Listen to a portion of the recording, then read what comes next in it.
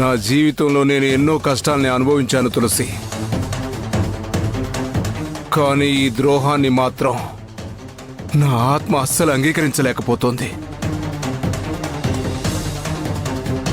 నా మనసుకు శాంతి దొరకడం లేదు. అది కాదండి. ఏమండి ఏమండి ఏమండి, మీరు కూడా ఎలా అయిపోతే ఎలా చెప్పండి. ఊరుకోండి. ఏమండి,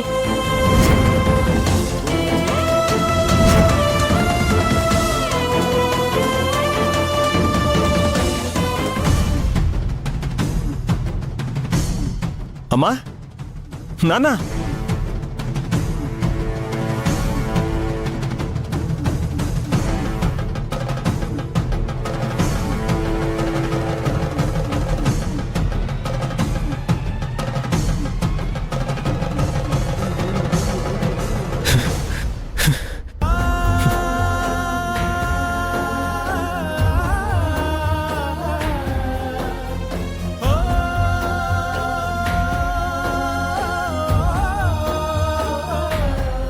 ఏమైంది? ఏమైంది అన్నయ్య?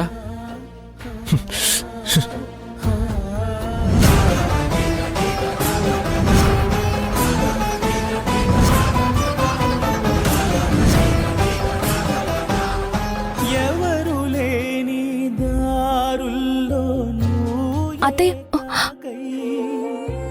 జ్ఞాపకాలే గుచ్చుతుంటే గుండెలో బాకై నా వారు ఏరని తలచి మనసున పయనమైతివి ఇంటికి. విధిరాత తప్పని బతుకు మలుపున తరలిపోతివి ఇంటికి. ఈ కాలమాడే ఆట ఇదిరా, నిన్ను దూరం చేసరా. నీ సొంతమైన బంధమిప్పుడు దూరమాగి చూసెరా. మనిషికి మనిషికి నడుమన ఏమున్నది? నాన్న,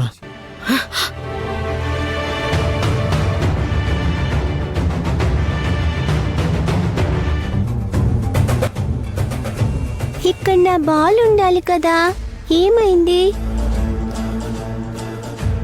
ఇందాక తాతయ్య వాళ్ళ రూమ్లోనే కదా ఆడుకున్నాను. ఇక్కడే కదా మర్చిపోయి వెళ్ళాను. ఎక్కడుంది?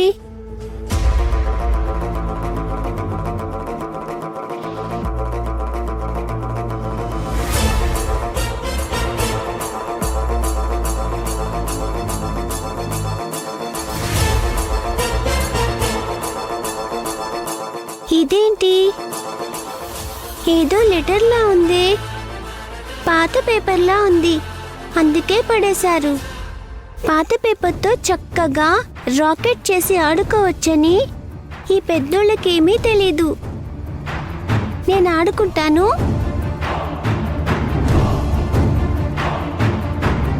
సరే, నువ్వు రెస్ట్ తీసుకో.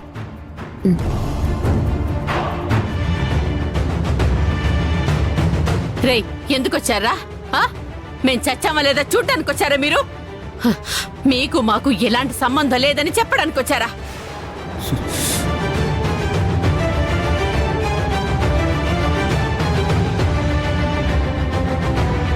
తులసి, నువ్వు ఆగు.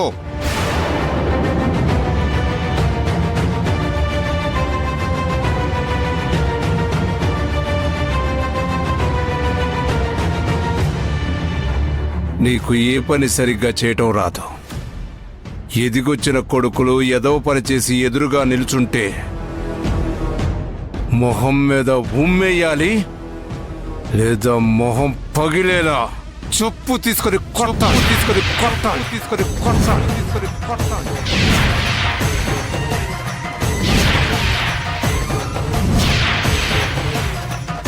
అంతేగాని మాటలెందుకే?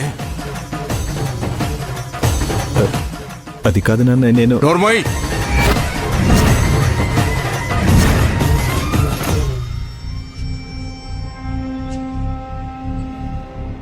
పెద్ద కొడుకువి కదా, మొదటిసారి నాన్నాని ఎప్పుడు పిలుస్తావా అని ఎన్ని రోజులు ఎదురు చూశాన్రా. అప్పుడు నాన్న అన్న పిలుపు వినగానే మనసు పులకరించిపోయింది. ఇప్పుడు నీ నోట్లో నుంచి నాన్న అనే పదం వినిపిస్తుంటే చెవుల్లో సీసం పోసినట్టుంది.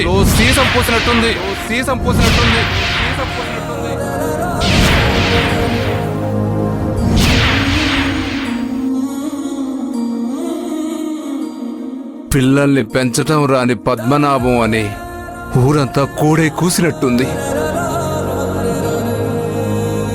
అయినా మీకు ఏ లోటు చేశాన్రా? అందరిలాగానే పెంచాను. ఏవో నాకు తెలిసిన 4 మంచి మాటలు చెప్పాను. కొంపలు ముంచమని నేను చెప్పలేదు కదరా. మీరెక్కడ నేర్చుకున్నారా?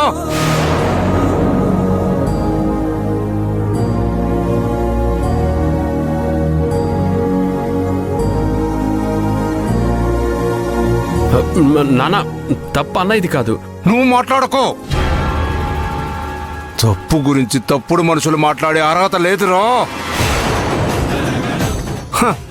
చిన్న కొడుకేమో ఒక పాపం తీసుకొచ్చి తన కూతురని చెప్తాడు. పెద్ద కొడుకేమో ఏకంగా 2వ పెళ్ళే చేసుకున్నాడు. భర్తని దారిలో పెట్టాల్సిన కోడలు ఇంటి పరువునే దారి మళ్లించేస్తుంది.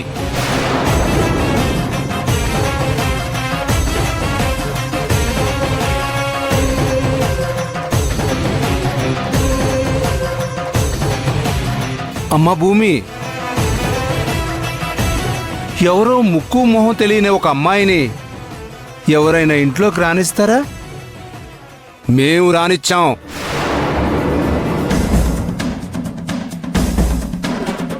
ఆ అమ్మాయికి పెళ్లి కాలేదంటే ఈ పిచ్చి పద్మనాభం మళ్ళీ నమ్మాడు.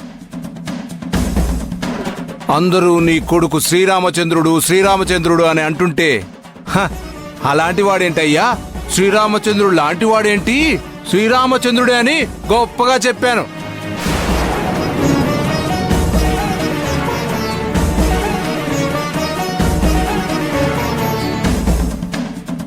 వెతికి వెతికి రాఘవ అని పేరు పెట్టాను.